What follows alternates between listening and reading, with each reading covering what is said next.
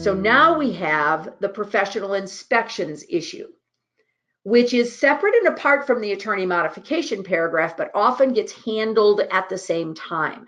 So the first issue is something we've never had in our contracts in the Chicagoland area before, but this is paragraph 11, which is the buyer's waiving his right to have any home inspections or any kind of inspections done at all. So this is not going to happen all the time. This again happens in, strangely enough, high price ranges, low price ranges because that's where investors play around, and they don't need to have professional inspections done. Most of the investors are their own inspectors. They know what they're looking for. And in the upper price ranges, in many cases, the buyer had his inspection done with the seller's permission, by the way, prior to even writing up the contract, or that was A, or B. He's pretty sure that this guy took care of his $1 million house, and even if he didn't, our new guys got the ability to take care of anything that came up. Or C, they even know each other half the time, or the seller has already done his home inspection, and the buyer is willing to take the seller's home inspection in lieu of having his own done. There's a lot of reasons why it could happen. I want you to talk to your managing brokers about this. We are recommending that the brokerage companies have a form of some kind that your buyer signs to get you out of the loop of liability if they decide to waive their professional inspections. I have investors that I work with, and I will tell you that I even recommend my investors have an inspection done, because I think everybody should have an inspection done. So it is something you want to talk to your managing brokers about if they waive it, okay, if they're going to waive it. So the next paragraph is the professional inspection paragraph. And obviously it's not applicable if we use paragraph 11. And it says the buyer can conduct at his own expense. And let me explain what the parens means: unless payment for such expense is otherwise required by governmental regulation.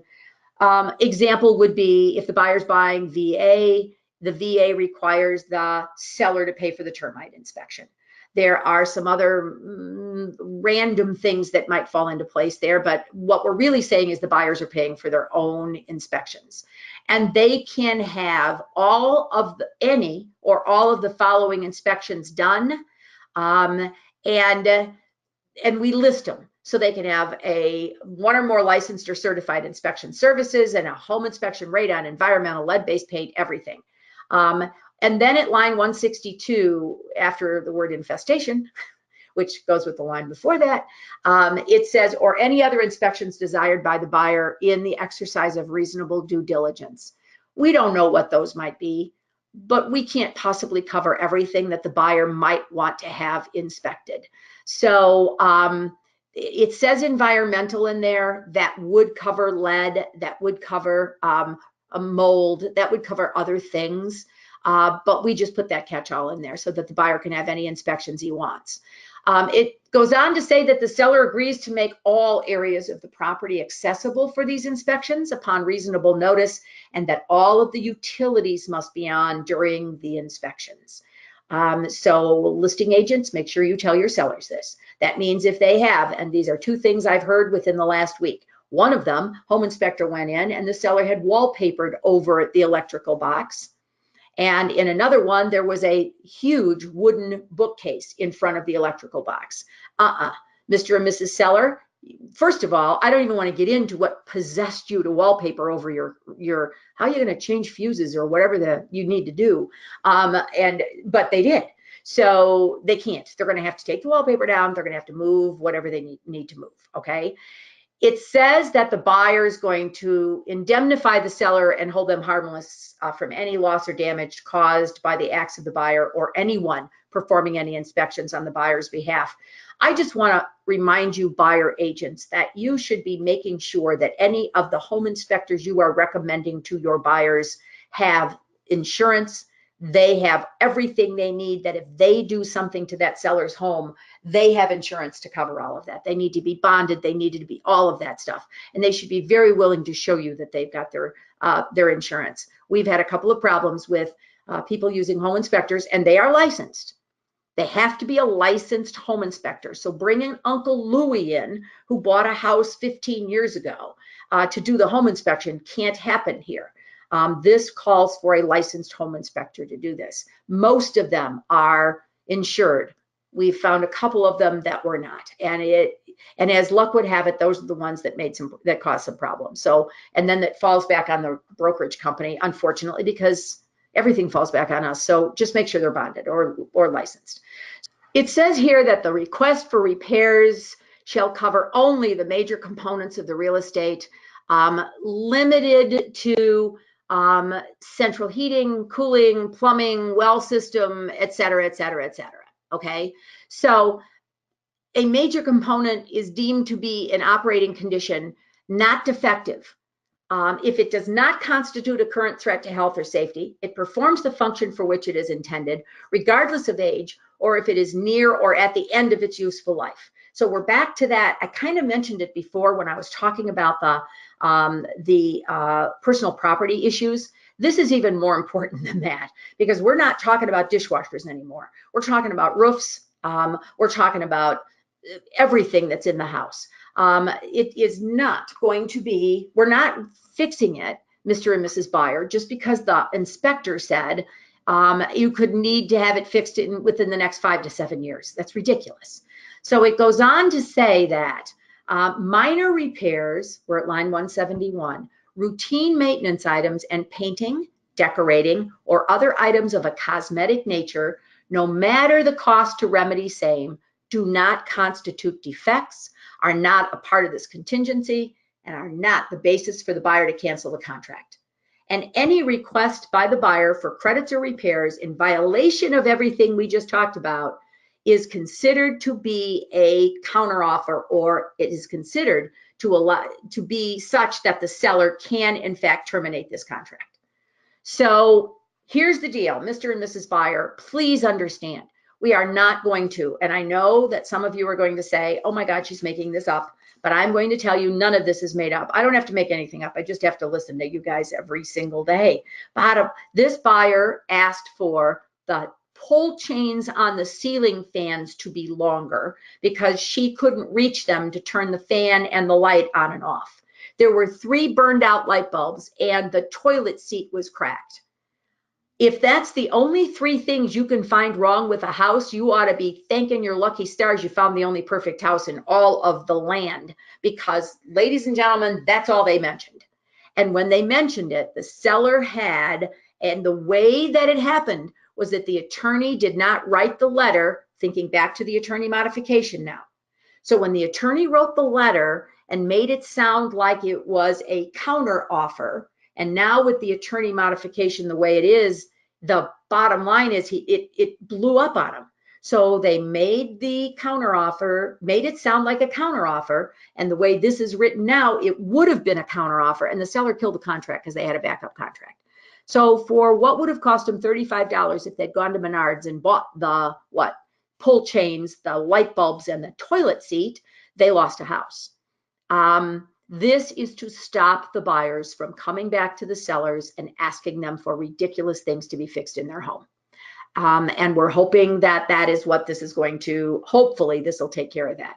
It specifically says that the buyer has the right to ask the seller to fix things that are the heating and cooling system, the plumbing, the well system, electrical. If it's the roof, the walls, the windows, the doors, the ceilings, the floors, the appliances and foundation, all of that falls into this. But all of this, cosmetic stuff does not. And pull chains on the ceiling fans, I would think would fall into ridiculous. So by the way, it did. They ended up losing a house. So we really need to make sure that the buyer's aware of all of this. So that took us through the most of that, but we've got some more coming on the top of the next page. The buyer's going to serve notice to the seller or the seller's attorney of any major component defect within 5 business days. Now, we know that if it's lead paint, we've got another 10 days for that. So if they had a lead paint test done, the number of people having number of buyers having lead paint tests done is almost 0. So And the only reason for that is they're just going, okay, I accept the fact there's probably lead paint in here. So 5 business days after the date of acceptance. And then it says the buyer will not send any portion of the inspection report with the notice of what they want repaired unless the inspection report or any part of it is requested in writing by the seller or the seller's attorney. So I do need to talk to you about how we're going to how you need to handle this. There is the problem that was being caused by when we used to say that only that portion of the inspection report that pertained to that which they were asking to have fixed was supposed to be sent. That was not what was happening. The buyer's attorney or the buyer's agent would send the whole 150-page report and the summary, or even just the summary page of the 28 things that the home inspector found, and then say, but we only want 3 things done. So whether it was laziness on their part that they didn't want to separate it out, or the ones amongst us believe that it was a threat. It was a threat to send all of the 28 things to the seller and say, fix our 3, or you're going to have to deal with the 28. Because once a licensed contractor or a home inspector has said there is a problem, the seller cannot ignore the fact that they might have a problem. They need to either repair, refute, or disclose whatever came up. Now, most of the time they were refuting it, and that's all but fine and good, but they still have to take the time to do that. So refuting it means you bring somebody else in other than a home inspector to say whether or not what he found was real. And we're at pretty much running a 50-50 on that. Does that make sense? 50% of the time they come in and say the home inspector was crazy as a loon, and 50% of the time they said, nope, you've got a problem with your roof. So it's a crapshoot. So now no part of the inspection report is going to be sent. So if you're the listing agent and you get an email with the inspection report attached to it, you need to send that email back immediately to the buyer agent or whoever sent it to you.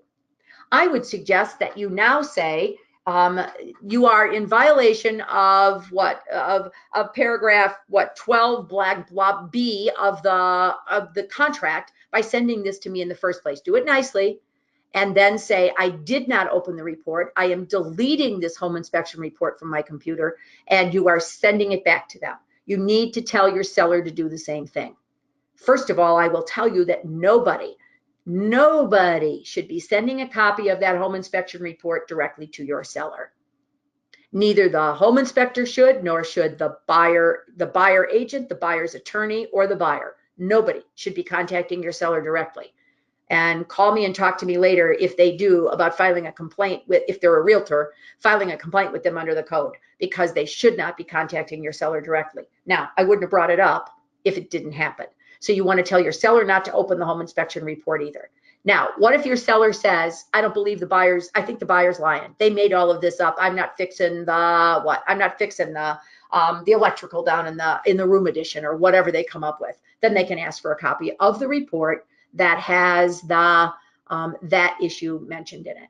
But be careful, because you might get more than you asked for, okay? So after 10 business days after the date of acceptance, if we have not come to an agreement on how we're going to resolve the inspection issues, then either party can terminate this contract. So we are trying to put all of this, home inspection and attorney modification, into that 10 business day time frame so that this doesn't get dragged out ad infinitum, okay? So letter C says that forget everything else I just said. In the event the inspection reveals that the overall condition of this property is totally unacceptable to the buyer, and he serves notice to the seller within that 5 business days, he can walk away from this contract. Now, and his earnest money will be returned, et cetera, et cetera, et cetera. Now, remember, in many cases, the earnest money wasn't even deposited yet, because I didn't even bring you my earnest money for my earnest money was coming in 5 business days. This has to be done in 5 business days. So if you really look at the time frames in this contract, they all make good sense. And there's reasons why those days are in there that way, so that the buyers and sellers are as protected as we can possibly make them. So they could walk away from this and there's chances are the earnest money hasn't even been delivered yet. Here's the other issue: they do not deliver any portion of the report to the seller either, unless the seller wants it. Now, tell your seller they don't want it, okay? Just let the buyer go. Here's the other thing, a philosophical thing. There's no way you're going to keep a buyer in a contract if he wants out of it, so let him go. You're better off letting him go now and putting this house back on the market, because he'll find some other way to get out of it. So don't drag this thing out. If the buyer wants out, then the buyer's what? The buyer's let him go. Wish him well and get on with your life. And D basically says that if the buyer does not conduct his inspections and notify the seller within the time that's specified, then he has no rights under this paragraph 12, and the contract's in full force and effect. So your buyer has to make sure that he does his home inspections or whatever inspections he wants to have done within the time frame. Okay, can he ask for an extension to his 5 days to get all of this done if he chooses to? He could. The seller would have to grant it, but he could ask for an extension. The only reason he might want to do that is if, let's say, he's got a good friend that is a home inspector, that home inspector is on vacation and can't come in and do it, then he might want to have an extension, ask for an extension. Please make sure with both of these, the attorney modification and the home inspection paragraph, that you have a list of good real estate attorneys that you can give to your clients, and good home inspectors that you can give to them as well. You want good people involved in your transactions, and they need to be part of your very loosely, not capital, but small t in team, meaning that these are the people that you know do a very, very good job for your clients without going that I almost said something that we're going to have to cut out of here, that aren't going some kind of crazy every single time they get anywhere near a house or anywhere near a contract. So make sure you've got some good people on your team.